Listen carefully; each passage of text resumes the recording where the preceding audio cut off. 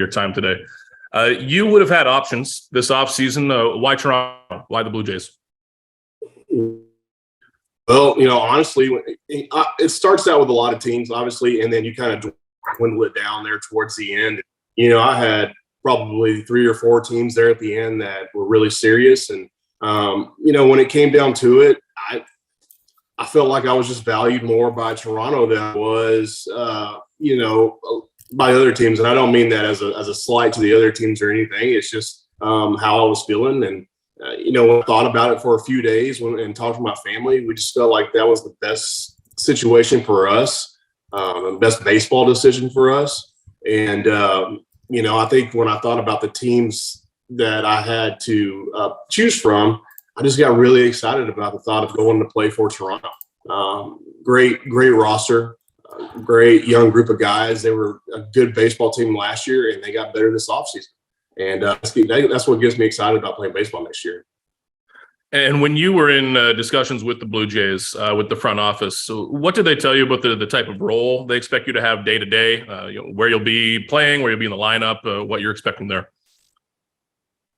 We didn't get too deep into that, and I don't want to completely speak for them and their decisions they're going to make, but they pretty much told me I was going to be DH most of the time, and I'll be able to play first base as well to give Vladdy some time off and get off his feet. I think I'm going to get a really good amount of playing time, and that was something that was important for me. And and if my knee is healthy, which it is, I feel amazing right now. I'm going to be that same player that I was in 2020 and 2021. That is who I am. So as long as physically I'm there, which is how I feel right now, I should be out there a lot. I appreciate it, Brandon. Thank you. Absolutely. Thank you. We'll go to Shai. Hey, Brandon. Shai Davidi from Sportsnet here. Congrats on the contract. Coming from a place where, in San Francisco, you were there so long, obviously you'd be used to a certain culture, a way of doing things, just a big part of your life. You've had a lot of success there, teams that were very successful. Just what do you envision, or I guess what are some of the challenges you anticipate facing just coming into a new clubhouse, a new culture, new environment, new way of doing things? Like, what kind of feelings do you have about what that may look like for you? It's hard to say. This is the first time I'm doing something like that. But just having new guys come into the Giants, I think probably the thing that you work on the most is just like getting to know the personality of guys and letting them kind of get an idea of what your personality is like and how you fit into the team and the clubhouse and stuff like that. So it's going to be all new to me, and it's kind of like. Makes me a little nervous at the same time, but it also makes me excited. I don't really know what to expect. The unknown kind of makes me a little nervous, but I'm really excited about the new adventure too. So especially with this ball club. So I think it's going to be a fun year. And as a team that had a lot of success, particularly early part of the last decade, and a couple World Series rings and things of that nature, just what do you recall about sort of the feeling that a team would have coming into spring training, knowing that you guys are expected to be dudes? You guys probably had high expectations of yourself, and what elements of that do you think are important that you hope were replicated with the Blue Jays coming into camp here? I actually think that helps to know that you're one of the teams that's going to have a target on your back, and you have the expectations are so high to go out there and win baseball games, because you kind of have to bear down and you get to business early, and you got to be on top of your game every single day because people are going to play their best against you. So going into spring training right now, I think everybody knows that people are looking at us, and they expect us to win a bunch of baseball games. So I would expect the guys to come in and be ready to play baseball from day one. And it's just a mentality, man. And I think we're going to have it. I think we got a lot of young guys in this team, and that's where the veteran leadership will kind of step in, and kind of help guide those guys along the way. And I think that's something I'll be able to help at. Thanks for your insights. We'll go to Caitlin. Welcome. Thank you. Hey, Brandon. Nice to meet you. I'm Caitlin McGrath from The Athletic. You mentioned your knee a couple minutes ago. I just wondered if you could provide context for us of what the injury was, how it impacted your season, and what the recovery process has been like for that knee. Yeah, so what happened with my knee the past couple of years is, flaking of cartilage and the cartilage breaking off in my knee. I had a micro fracture done in 2018 where they fixed a broken off piece of the cartilage. Unfortunately, I had another piece kind of flake off a little bit. And the problem with that one is, if it had broken off completely, it wouldn't have been a problem for me.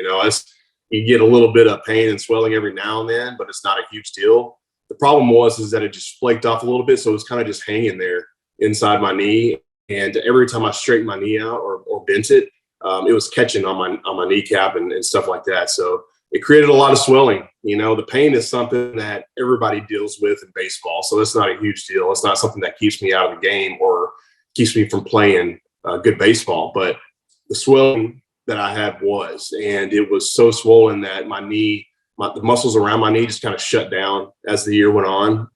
And, it affected me in all parts of the game. I mean, I wasn't able to swing like I normally could. I couldn't run. I couldn't play defense. And the reason we didn't have surgery prior to the season last year is because in the past, I have recovered so well from, just doing rehab, and last year was just a little different. And because there was just a little bit of flaking and catching in there, even though it doesn't look bad on like MRI or anything, it was just problematic for me. And we took care of it in September. And I can honestly say this is the best I've felt in probably 2 or 3 years. Just to give you some context around that, the last couple of years, I haven't been able to like chase my boys around the yard like that or do too much when I'm playing with them because it would make my knee swell and make it hurt a little bit. But I'm able to do all that stuff now, and it's just completely changed my outlook on the next couple of years and gave me a lot of optimism going into this next season. So just to confirm, so you did have a surgery in September to fix all that? Yes, I did. And like I said, it was just to get all that, flaking cartilage out of there. And, it did its job, and I was a little bit down about it last year. I didn't know how I was going to react to it. I didn't know if I was done playing baseball. But just the recovery from it and me being able to know my body and feel my body, I felt great pretty much right away. And I knew it was going to be reason for optimism. And that's why I'm so, happy to get back out there right now. Great. Thank you for that context. You're welcome. Thank you. You're up, Ethan. Hey, Brandon. Nice to meet you. Ethan Diamandis from Sports Illustrated. You mentioned how you want to bring veteran leadership to this team. Obviously, you've played with some pretty notable veterans. I guess, who are some of your clubhouse mentors and maybe what you took from them? Honestly, I've had a lot over the years. And, I think when I look back at, just those teammates that kind of helped me along the way and helped our team along the way, I think, Tim Hudson's a good one, Jake Peavy. I know these are all pitchers, Matt Cain, Javi Lopez. And somebody like Buster, obviously, those have been the leaders on the team for a long time, and somebody that young guys like me when I was coming up would be able to look to and say, hey, this is how you play in the big leagues. This is how you act in the big leagues. And this is what happens when, they just brought some levity to the team whenever stuff wasn't going good. And, I think that's something that I can do as well. They already got some great veterans over there. It's not like I'm coming to change anything. I'm just stepping in and helping out when I can. And, just to let people know that when stuff kind of goes awry a little bit, that it's okay, and we still got to maintain focus and keep that goal in mind and keep moving forward. And that honestly starts really, at the top and goes to the staff and the veterans. And, that's how the organization leads to a championship. Right on. And then for you personally, with the success you had in 2020, 2021, your swing at the plate, I guess, what do you remember from how your swing felt back then? And then how do you think you can get back to that point? Yeah. So honestly, my swing didn't feel a whole lot different than before. What was different was my mentality and my approach a little bit. Is something that, I'd worked on for 10 years at that point, and it finally a lot, even though I had made strides along the way, it really clicked for me in 2020, I think. And, it was more so that how I played in the moments when I didn't feel good. Right. So before, I think if I didn't feel good, that would, kind of bring me down a little bit in a sense of I wouldn't be as confident playing games and being at the plate and stuff like that. But after, when I got to 2020, I was just like, man, I'm confident in who I am. I know what I can do. So I'm just going to go out there and stick with that mentality the entire year. And that's what really helped me take a step forward. And, I think that's something I can kind of relay to some younger guys to help them out as well, because I feel like I've pretty much been through everything in the big leagues so far. So I've, mentally, I'm able to handle a lot of stuff. And I think that's what took the biggest jump back in 2020. Awesome. Thank you. Thank you. Okay, Mitch. Hey, Brandon, nice to meet you. I'm Mitch Banner from Sports Illustrated. You mentioned a few questions ago that after the surgery, you didn't know if you were 100% going to be coming back. I was wondering, what was it like kind of grappling with that, and what ultimately led to the decision to try to play at least another year? Yeah, it was tough. I mean, I'm be honest with you, it was really tough because that's not how I wanted to end my career. But at that point, before surgery, I was like, man, I don't know if I can do it anymore. I felt like my knee had finally given out, and it was kind of over for me at one point. But when I did continue to tell myself though, hey, if this surgery works and I feel good, then I'm going to go back and play again. So after the surgery, I'm telling you, it was pretty obvious right away that I was going to feel better, and the optimism and the boost I just got from feeling that really got me excited about playing this year, because I feel like I have so much left to offer. I can compete at a high level. Like I said, 2020 and 2021 is who I am. And if my knee allows me to do it, then that's what I'm going to be. And after getting that surgery, I know my knee is going to be good. I worked in it all off season. I've had zero swelling, had zero pain. It's been able to do everything that I've asked it to do. So I know that I'm going to go out there next year and be who I am. So that's what really got me excited about playing again. Thanks, Brandon. Appreciate it. You're welcome. Thank you. Go ahead, Rob. Hey, Brandon. Rob Longley from the Toronto Sun. Sort of building on Ethan's question, talking a little bit about what makes a good culture and a good clubhouse leader. What makes a guy a presence in a clubhouse, and how did you sort of do that in your years in San Francisco? Yeah, I think a lot of it is just keeping a level head and bringing some levity to the clubhouse in tough situations. And I personally, my personality is I'm a little goofy, so I bring just a little bit of a sense of humor, and I just tried in my opinion, I just try to keep the guys loose because it's a lot of games every year, and that can really wear you down over the course of the season. So being able to keep a clubhouse's mind on the goal is really important for a veteran, and I think that's what I can bring to the team. And like I said, I'm not coming here to change anything. I'm just coming here to jump in and help the veteran guys that are already there, and to help the coaches and do what I can to help this team win. But I've been through enough, and I've played enough seasons that I feel like I have a handle on what needs to be done. Thanks, Brandon. Thank you. Go ahead, Mike. Hi, Brandon. Welcome to Toronto, and congrats on the contract. I wanted to ask you about moving from AT&T Park, I think that's what it's called now, to here, where you'll have smaller ballparks, easier right field to aim at. How much did playing in San Francisco take away from your power, and how much do you think it could play up in Toronto? Yeah, so well, it's Oracle Park now. Not that it matters, but they changed in like 2020. I still call it AT&T though, but that's how I remember it. But I still call it Pac Bell half the time. Yeah, exactly. So I'm with you on that one, but it's hard to talk about that stuff without sounding like making a ton of excuses. But yeah, I mean, it's a tough ballpark. I mean, that's just the way it is. It's a tough offensive ballpark. Early on, it really affected me mentally more than anything because I would hit balls that I felt like should have gone out of the ballpark or should have at least been a hit. And those balls that should go out are outs, so it's tough playing there sometimes. And you really have to be on top of your game mentally in order to kind of continue to play well. You can't let it bring you down, but it's a fun ballpark as well. I mean, it's obviously beautiful.